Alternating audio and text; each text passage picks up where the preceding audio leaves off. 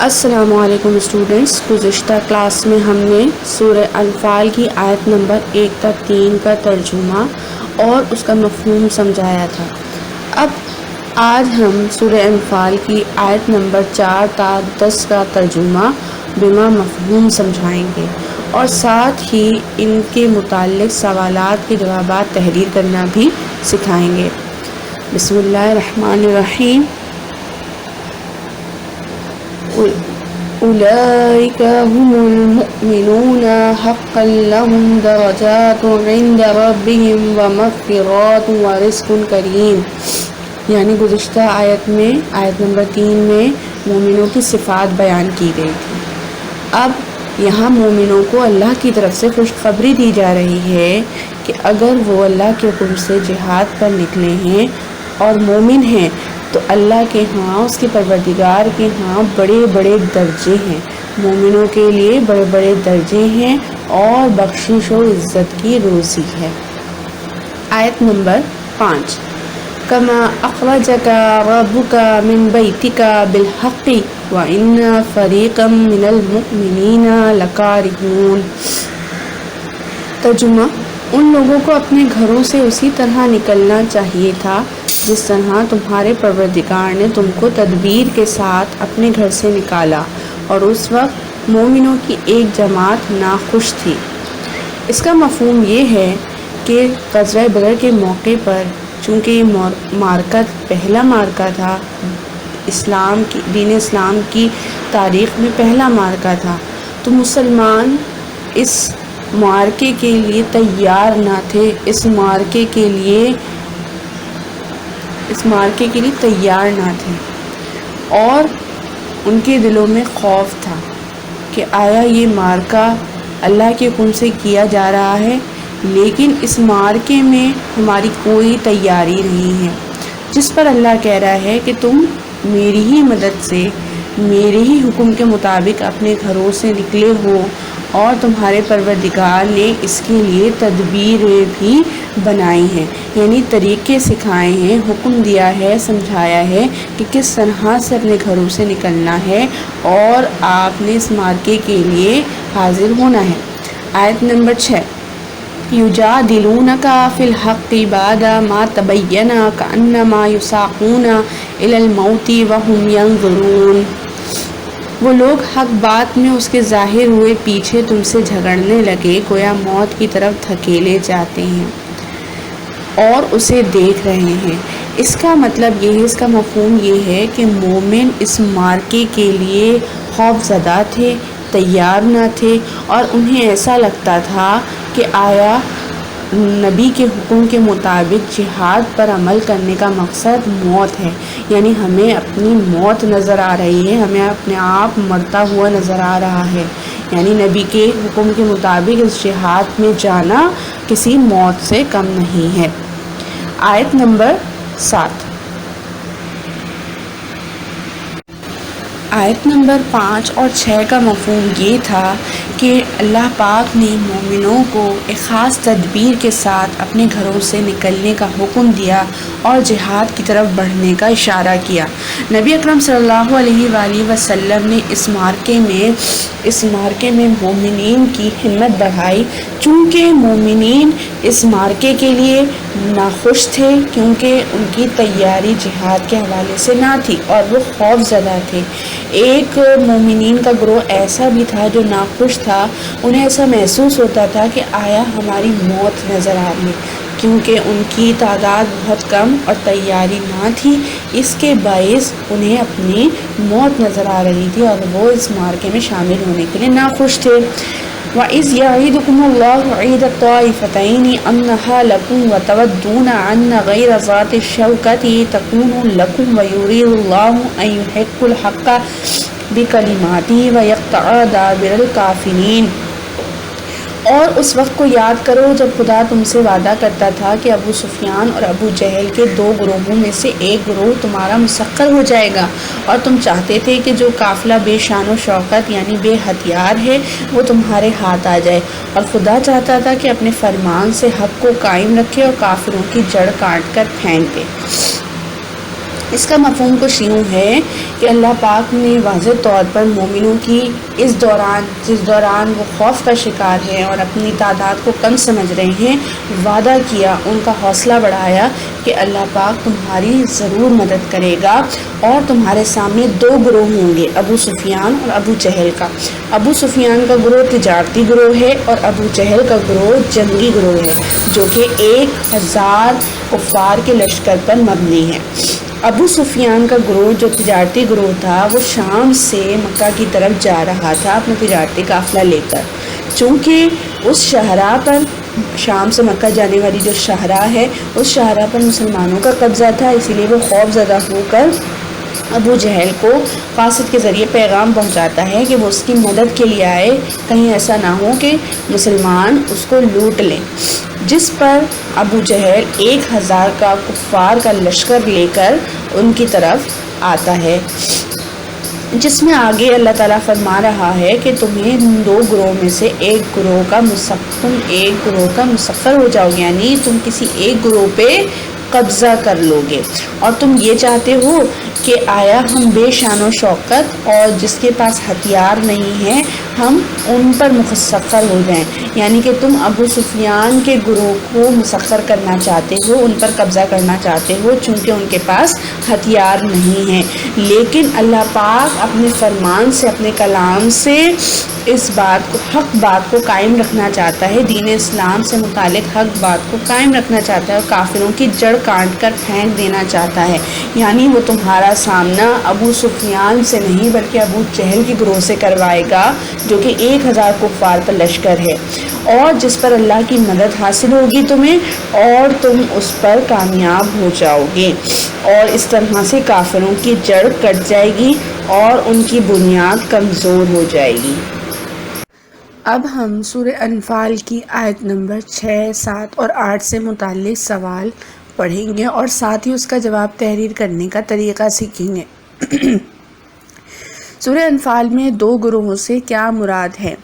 اب آپ نکات کی مدد سے اس کا جواب تحریر کر سکتے ہیں۔ پہلا نکات جسے آپ ہیڈنگ میں شامل کریں گے، کفر و اسلام کے پہلے مارکے میں وعدہ خداوندی، یعنی یہ جو پہلا مارکہ تھا کفار اور مسلمانوں کے درمیان، اس سے متعلق اللہ پاک نے کیا وعدہ کیا تھا، یہ آیت نمبر 7 میں موجود ہے کہ اور وہ وقت یاد کرو جس وقت اللہ پاک نے، تمہارے پروردگار نے تم سے وعدہ کیا تھا کہ وہ تمہارا سامنا دو گروہوں میں سے کسی ایک گروہ سے کروائے گا۔ یہ مکمل ترجمہ آپ لکھیں گے اس نکات میں۔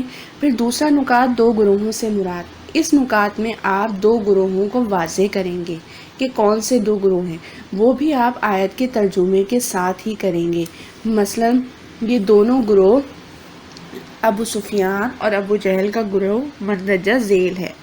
پھر آپ ابو سفیان کے گروہ کو مزید تفصیل سے لکھیں گے۔ ابو سفیان جو ابھی مسلمان نہیں ہوا تھا، ایک تجارتی قافلہ لے کر شام سے مکہ جا رہا تھا، اور یہ گروہ بے ساز و سامان، یعنی کہ تجارتی قافلہ تھا، لہٰذا جنگی ساز و سامان اس کے پاس نہ تھا۔ ابو جہل کا گروہ، ابو جہل کے گروہ میں آپ یہ لکھ سکتے ہیں کہ ابو جہل کا لشکر 1000 افراد پر مشتمل تھا، جو ابو سفیان کی اطلاع دینے پر قافلے کی حفاظت کے لیے بدر کی جانب چل پڑا تھا۔ پھر آپ لکھیں گے ابو جہل کے لشکر سے مسلمانوں کا سامنا۔ اللہ تعالیٰ نے مسلمانوں کا سامنا ابو جہل کے لشکر سے کرا دیا تاکہ وہ اپنے احکام سے حق کا حق ہونا ثابت کر دے اور ان کافروں کی جڑ کاٹ ڈالے۔ بسم اللہ الرحمن الرحیم۔ اب ہم آیت نمبر 9 اور 10 کا مفہوم سمجھنے کی کوشش کریں گے۔ استستغیثون ربکم فاستجاب لکم انی ممدکم بألف من الملائکۃ مردفین۔ جب تم اپنے پروردگار سے فریاد کرتے تھے تو اس نے تمہاری دعا قبول کر لی اور فرمایا کہ تسلی رکھو، ہم 1000 فرشتوں سے جو ایک دوسرے کے پیچھے آتے جائیں گے تمہاری مدد کریں گے، اور اس مدد کو خدا نے محض بشارت بنایا تھا۔ وَمَا جَعَلَهُ اللَّهُ إِلَّا بُشْرَىٰ وَلِتَطْمَئِنَّ بِهِ قُلُوبُكُمْ، وَمَا النَّصْرُ إِلَّا مِنْ عِنْدِ اللَّهِ إِنَّ اللَّهَ عَزِيزٌ حَكِيمٌ۔ اور اس مدد کو خدا نے محض بشارت بنایا تھا کہ تمہارے دل اس سے اطمینان حاصل کریں، اور مدد تو اللہ ہی کی طرف سے ہے، بے شک خدا غالب حکمت والا ہے۔ اس کا مفہوم کچھ یوں ہے کہ جب بدر کا معرکہ پیش آیا تو بدر کے معرکے میں جو سامنے مخالف سمت میں قافلہ یا لشکر تھا وہ ابو جہل کا تھا۔ دو گروہ تھے، ابو جہل کا گروہ جو 1000 افراد پر مشتمل تھا، اور ابو سفیان کا گروہ تھا جس کی تفصیل میں دے چکی ہوں۔ لیکن مسلمانوں کا سامنا اللہ کی جانب سے، اللہ کے حکم سے ابو جہل کا ہوا، تاکہ ابو جہل کے لشکر کو ختم کر کے مسلمان حق ثابت کر دے اور فاتح قرار پائیں۔ اسی لیے اللہ تعالیٰ نے ابو جہل کے گروہ کا سامنا کروایا، جس پر تمام مسلمانوں نے فریاد کی، اللہ تعالیٰ سے دعائیں کی نبی اکرم صلی اللہ علیہ وآلہ وسلم کے توسط سے کہ اگر اس لشکر کے ہاتھوں ہم مارے گئے، کیونکہ ہماری تعداد صرف 313 ہے، تو شاید دین کا پرچم بلند کرنے والا کوئی باقی نہیں رہے گا، جس پر اللہ نے تمام مومنین کو تسلی دیتے ہوئے کہا کہ ہم مومنوں کی مدد ضرور کریں گے، اور ہم 1000 فرشتوں سے مدد فرمائیں گے جو ایک دوسرے کے پیچھے آتے جائیں گے، یعنی 1000 فرشتے یک کے بعد یک آسمان سے نازل ہوں گے اور آپ کی مدد کریں گے۔ گزشتہ سورہ انفال کی آیت نمبر 9 اور 10 کا مفہوم پیش کیا گیا۔ اسی کی مناسبت سے اور ان تمام گفتگو کو مد نظر رکھتے ہوئے ہم اپنے سوال کا جواب تحریر کر پائیں گے۔ سوال ہے، اللہ تعالیٰ نے غزوہ بدر میں مسلمانوں کی کس طرح مدد کی؟ سوال بہت آسان ہے، اس کے نکات درج ذیل ہیں۔ ان نکات کی مدد سے آپ ہیڈنگز بنائیں گے، اور ہیڈنگز کے اندر کا مٹیریل میری گفتگو کو مد نظر رکھتے ہوئے اور مزید تفصیل کو مد نظر رکھتے ہوئے تحریر کریں گے۔ نمبر 1، غزوہ بدر کا پس منظر۔ یہاں پر آپ مختصر سا 3 سطروں پر مشتمل پس منظر لکھیں گے، جو اس طرح سے لکھ سکتے ہیں کہ غزوہ بدر کا معرکہ 2 ہجری میں واقع ہوا، جو کافروں کے ساتھ مسلمانوں کی پہلی جنگ تھی۔ اس کے علاوہ یہ جنگ بغیر منصوبہ بندی اور تیاری کے اچانک ہوئی، اور مسلمانوں کی تعداد بھی بہت کم تھی، 313، جبکہ کافروں کی تعداد بالمخالف 1000 تھی، اور وہ مکمل مسلح تھے، یعنی کہ اسلحہ کے ساتھ تھے، مکمل ہتھیار کے ساتھ باقاعدہ جنگ کے طور پر وہ آئے تھے، اور جبکہ مسلمانوں کے پاس تعداد بھی کم تھی اور جنگی ساز و سامان بھی کچھ خاص نہ تھا۔ یہ مکمل پس منظر آپ 3 لائنوں میں تحریر کریں گے۔ نمبر 2، اللہ سے دعائیں۔ اللہ سے دعائیں میں آپ یہ لکھ سکتے ہیں کہ کافروں کے ساتھ جنگ میں مسلمانوں کا سہارا صرف اللہ کی ذات تھی، لہٰذا وہ اور رسول اکرم صلی اللہ علیہ وآلہ وسلم کی مدد سے اللہ سے مزید دعائیں کر رہے تھے۔ اللہ کی مدد، تیسری ہیڈنگ بنے گی آپ کی اللہ کی مدد۔ اس میں آپ اس طرح سے لکھ سکتے ہیں کہ سورہ انفال کی آیت نمبر 9 میں اللہ تعالیٰ کا ارشاد ہے، یعنی اس ہیڈنگ میں آپ آیت نمبر 9 کا ترجمہ تحریر کریں گے۔ آیت نمبر 9 کا ترجمہ کیا ہے؟ جب تم اپنے پروردگار سے فریاد کرتے تھے تو اس نے تمہاری دعا قبول کر لی اور فرمایا کہ ہم 1000 فرشتوں سے جو ایک دوسرے کے پیچھے آتے جائیں گے تمہاری مدد کریں گے۔ اسی طرح آخری ہیڈنگ اللہ واحد اور مددگار ہے۔ اس میں آپ کیا لکھیں گے کہ اسی آیت میں، یعنی آیت نمبر 9 کا جو مزید مفہوم ہے جو آیت نمبر 10 تک ہے، وہ یہ ہے کہ اسی آیت میں مزید آگے جا کر اللہ پاک نے فرمایا اس مدد کو خدا نے محض ایک بشارت بنایا تھا تاکہ تمہارے دل اس سے اطمینان حاصل کریں، اور مدد تو اللہ ہی کی طرف سے ہے۔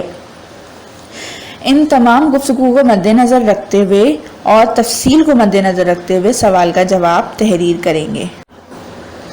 اب جب ہم تمام سوالات کے جوابات تحریر کر چکے ہیں حوالے کے ساتھ، سورہ انفال کی آیات کے حوالے کے ساتھ ہر سوال کے جواب کو تحریر کرنا ہے اپنی کاپیز میں۔ اسی طرح سے آپ نے الفاظ معنی بھی تحریر کرنے ہیں جو آپ کے سامنے موجود ہیں، جنہیں کہا گیا ہے الکلمات والتراکیب، حروف اور حروف کے معنی۔ سب سے پہلا حرف ہے الانفال، مال غنیمت۔ اب تک کی آیت نمبر 1 سے لے کر 10 تک کی آیت کا مفہوم ہم سمجھ چکے ہیں، اور اس میں سے چنے گئے یہ حروف ہیں، الفاظ ہیں جن کے معنی ہیں۔ ان کی مدد سے بھی آپ آیت کو پہچان سکیں گے اور ان کا ترجمہ تحریر کر سکیں گے۔ الانفال مال غنیمت، جس نام پر پوری سورہ کا نام ہے اس کا مطلب ہے مال غنیمت۔ اصلح ذات بینکم، اپنے آپس کے تعلقات درست کرو۔ وجلت، ڈرتے ہیں، ڈر جاتے ہیں۔ کارہون، ناگواری محسوس کرنے والے۔ یساقون، وہ ہانکے جاتے ہیں۔ اہدا، ایک، مونس۔ دابرہ، جڑ۔ تستغیثون، تم فریاد کرتے ہو۔ مردفین، لگاتار آنے والے۔ غیر ذات الشوکہ، بغیر کانٹے کے، بغیر اسلحے اور قوت کے۔ یہ کل انفال کی آیت نمبر 1 تا 10 سے لیے گئے چنے گئے الفاظ ہیں، حروف ہیں۔ یہ آپ نے اپنی کاپیز میں تحریر کرنے ہیں اور ساتھ ہی اسے یاد کرنا ہے تاکہ آپ ترجمہ سمجھ سکیں اور اجزاء کا ترجمہ تحریر کرنے میں آپ کو آسانی ہو۔ آپ کے سامنے سوال موجود ہے، مندرجہ ذیل عبارت کا مفہوم بیان کیجیے۔ اس کو سمجھانے کا طریقہ کار یہ ہے کہ یہاں پر آپ کے سامنے سورہ انفال کی آیت نمبر 1 سے لے کر 10 تک کے جتنے بھی اجزاء ہیں ان میں سے چنے گئے یہ مختصر سے اجزاء ہیں، کچھ آیات ہیں اور کچھ اجزاء ہیں۔ ان کو آپ نے کتاب کی مدد سے، کتاب میں موجود سورہ انفال کی آیات اور ان کا ترجمہ موجود ہے، اس کی مدد سے آپ نے اس کا ترجمہ تحریر کرنا ہے اور اسے یاد کرنا ہے۔ یہ بہت اہم ہوتے ہیں، امپورٹنٹ ہوتے ہیں۔ ہر 10 آیت کے بعد یہ سوال کے طور پہ موجود ہوتے ہیں۔ آپ نے ان کو بالکل اسی طریقے سے تحریر کرنا ہے جیسے آپ کو نظر آ رہے ہیں۔ آپ نے پہلے سوال تحریر کرنا ہے، مندرجہ ذیل عبارت کا مفہوم بیان کیجیے، پھر آپ نے پہلی آیت لکھنی ہے جو اجزاء ہے، مکمل آیت نہیں ہے، آیت کا جز ہے الف لکھیں گے، آیت لکھیں گے فاتقوا اللہ واصلحوا ذات بینکم۔ چاہیں تو آپ اس کا مختصر اشارہ بھی لکھ سکتے ہیں، یعنی آیت کا شروع کا لفظ فاتقوا اللہ اور آیت کا آخری لفظ بینکم، اور بیچ میں آپ جاری رہنے کے نشان کو تحریر کر سکتے ہیں، اور ساتھ ہی آپ اس کے نیچے اس کا ترجمہ تحریر کریں گے اپنی کتاب کی مدد سے اور اسے یاد کریں گے۔ اسی طرح اطیعوا اللہ ورسولہ ان کنتم مؤمنین، اس کے نیچے اس کا ترجمہ اور پھر اس کو زبانی یاد کریں گے۔ اسی طرح جیم اذا تلیت علیہم آیاتہ زادتہم ایمانا، یہ بھی ایک آیت کا جز ہے۔ آپ نے آیت نمبر 1 سے لے کر 10 تک ان تینوں اجزاء کو تلاش کرنا ہے، ان کے ترجمے تلاش کرنے ہیں اور وہ تحریر کرنے ہیں، اور ساتھ ہی ان کو زبانی یاد کرنا ہے۔